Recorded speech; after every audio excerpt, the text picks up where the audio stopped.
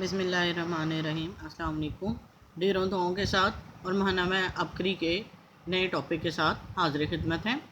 اس سال قربانی نہ کر سکے تو یہ عمل کیجئے، قربانی کا ثواب لیجئے۔ جی اس کو پڑھتے ہیں۔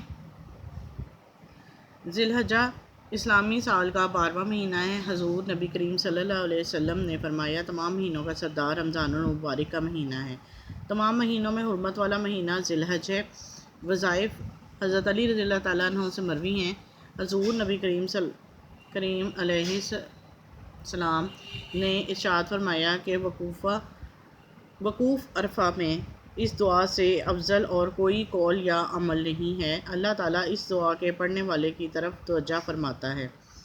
حضرت علی رضی اللہ تعالیٰ عنہ فرماتے ہیں کہ حضور نبی کریم صلی اللہ علیہ وسلم عرفات میں قبلہ رخ ہو کر دعا مانگنے والوں کی طرح دونوں دستے مبارک پھیلا کر 3 مرتبہ لبیک فرماتے اور پھر 100 مرتبہ یہ فرماتے، لا الہ الا اللہ وحدہ لا شریک لہ لہ الملک و لہ الحمد یحیی و یمیت بیدہ الخیر وہو علی کل شیء قدیر۔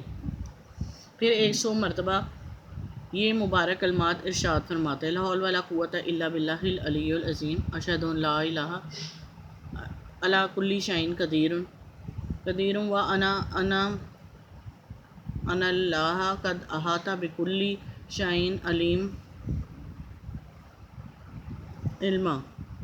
اس کے بعد 3 مرتبہ یہ فرماتے، ان اللہ ہوا سمیع علیم۔ پھر 3 مرتبہ سورۃ فاتحہ پڑھتے اور ہر مرتبہ سورۃ فاتحہ بسم اللہ الرحمن الرحیم سے شروع فرماتے، آمین پر ختم کرتے۔ اس کے بعد 100 مرتبہ سورۃ اخلاص پڑھتے۔ پھر 1 مرتبہ یہ پڑھتے کہ بسم اللہ الرحمن الرحیم، اللہم صلی علی النبی الامی و رحمۃ اللہ وبرکاتہ۔ اس کے بعد آپ صلی اللہ علیہ وسلم جو چاہتے دعا فرماتے۔ حضور نبی کریم صلی اللہ علیہ وسلم ارشاد فرماتے ہیں کہ جو شخص اس طرح دعا کرتا ہے کہ فرشتوں سے اللہ تعالیٰ فرماتا ہے، میرے بندے کو دیکھو، اس نے میرے گھر کی طرف رخ کیا، میری بزرگی بیان کی، تسبیح و تحلیل میں مشغول ہوا، جو سورت مجھے سب سے زیادہ محبوب تھے وہی پڑھی اور میرے رسول پر درود بھیجا، میں تم کو گواہ بناتا ہوں کہ میں نے اس عمل کو قبول کیا، اس کے اجر کو واجب کر دیا، اس کے گناہ بخش دیے، اس نے جو کچھ مانگا میں نے اس کی سفارش قبول کی۔ عید الاضحیٰ کی شب، جو کوئی عید الاضحیٰ کی شب 4 رکعت نفل نماز پڑھے، اس طرح سے پڑھے کہ ہر 2 رکعت کے بعد سلام پھیر کر 70 مرتبہ درود پاک پڑھے، تو اللہ تعالیٰ اس کے گناہوں کی معافی عطا فرمائے گا۔ جو کوئی عید الاضحیٰ کے دن نماز عشاء کے بعد 10 رکعت نماز نفل 2 کر کے پڑھے کہ ہر رکعت میں سورۃ فاتحہ کے بعد 10 مرتبہ سورۃ والضحیٰ اور 3 مرتبہ سورۃ اخلاص پڑھے، نماز سے فارغ ہونے کے بعد 100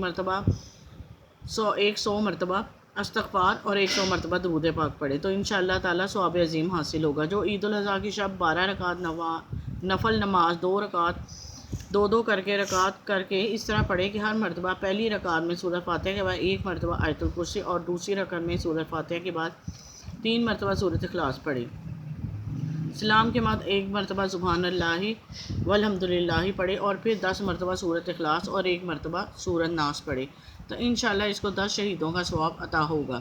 اللہ تعالیٰ اپنے فضل و کرم سے اسے جنت الفردوس میں جگہ عنایت فرمائے گا۔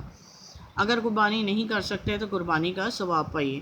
عید الاضحیٰ کے دن، جو کوئی عید الاضحیٰ کے دن نماز عید کی ادائیگی کے بعد 2 رکعت نفل نماز اس طرح پڑھے کہ ہر رکعت میں سورۃ فاتحہ کے بعد 5 مرتبہ سورۃ شمس پڑھے، تو بفضل باری تعالیٰ اس کو ہر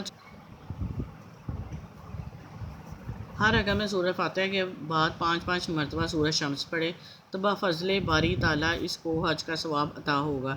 جو کوئی عید الاضحیٰ کی نماز کے بعد 4 رکعت نماز نفل اس طرح پڑھے کہ پہلی رکعت میں سورۃ فاتحہ کے بعد سورۃ اعلیٰ 1 مرتبہ پڑھے، دوسری رکعت میں سورۃ فاتحہ کے بعد 1 مرتبہ سورۃ والضحیٰ اور چوتھی رکعت میں سورۃ فاتحہ کے بعد 1 مرتبہ سورۃ اخلاص پڑھے، نماز پڑھنے کے بعد اللہ تعالیٰ سے دعا مانگے تو پروردگار عالم اس کے گناہوں کی معافی فرمائے گا۔ پھر جب عیدگاہ سے نماز پڑھ کر گھر میں آئے تو 2 رکعت نماز نفل پڑھے اور ہر رکعت میں سورۃ فاتحہ کے بعد 3 مرتبہ سورۃ کوثر پڑھے۔ بقیہ صفحہ 58 پر ہے جی، یہ بقیہ حصہ پڑھتے ہیں۔ اس سال قربانی نہ کر سکے تو یہ عمل کیجئے، قربانی کا ثواب لیجئے۔